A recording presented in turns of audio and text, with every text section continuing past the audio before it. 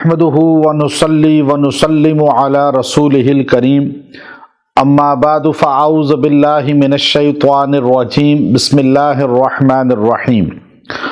الوہاب یہ اللہ تبارک و تعالیٰ کا ایک بہت عظیم صفاتی نام ہے، اور یہ اللہ تعالیٰ خود عطا کرنا چاہتے ہیں اور اس نام کو ہمیں عطا فرمایا، یعنی بہت کچھ دینے والا، یعنی سب کچھ ہی اللہ دیتا ہے۔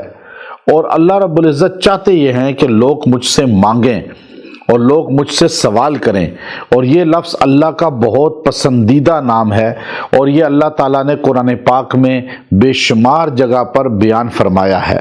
آپ دیکھیے قرآن پاک کے اندر ہم جب ایمان پر خاتمے کی دعا کرتے ہیں، اور جو قرآن پاک کی سب سے عظیم دعا ہے، ایک شخص کہتے ہیں کہ آج سے 300 سال پہلے ایک کتاب میں لکھا کہ وہ ایک بزرگ تھے اللہ والے، تذکرۃ الاولیاء میں ہے کہ وہ بیت اللہ شریف کا طواف کر رہے تھے، اور طواف میں ہر قدم پہ یہ دعا پڑھتے تھے، ربنا لا تزغ قلوبنا بعد اذ ہدیتنا وہب لنا من لدنک رحمہ انک انت الوہاب۔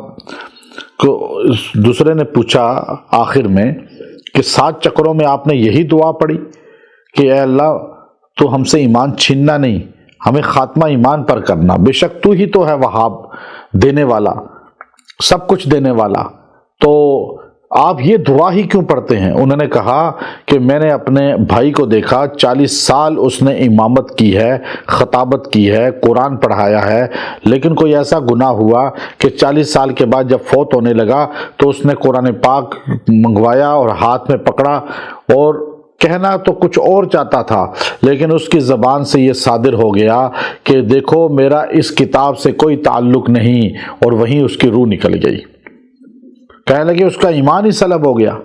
تو میں اس لیے اس کے بعد یہ دعا کثرت سے پڑھتا ہوں کہ جو بندہ یہ دعا زیادہ پڑھے گا اللہ اسے ایمان پر موت دے گا۔ یعنی دینے والا کون ہے؟ وہاب، انک انت الوہاب۔ ہمارے یہاں ایک غلط فہمی پڑ گئی ہے، لوگ کہتے ہیں جی یہ وہابی ہو گیا۔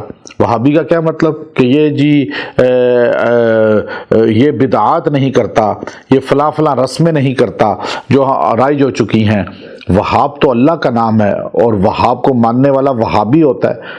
کہتے ہیں حضور کو نہیں مانتا اس لیے وہابی۔ بھائی حضور صلی اللہ علیہ وسلم کو نہ ماننے والا تو کافر ہوتا ہے، وہابی تو نہیں ہو سکتا۔ وہاب تو اللہ کا نام ہے، وہابی اللہ والا۔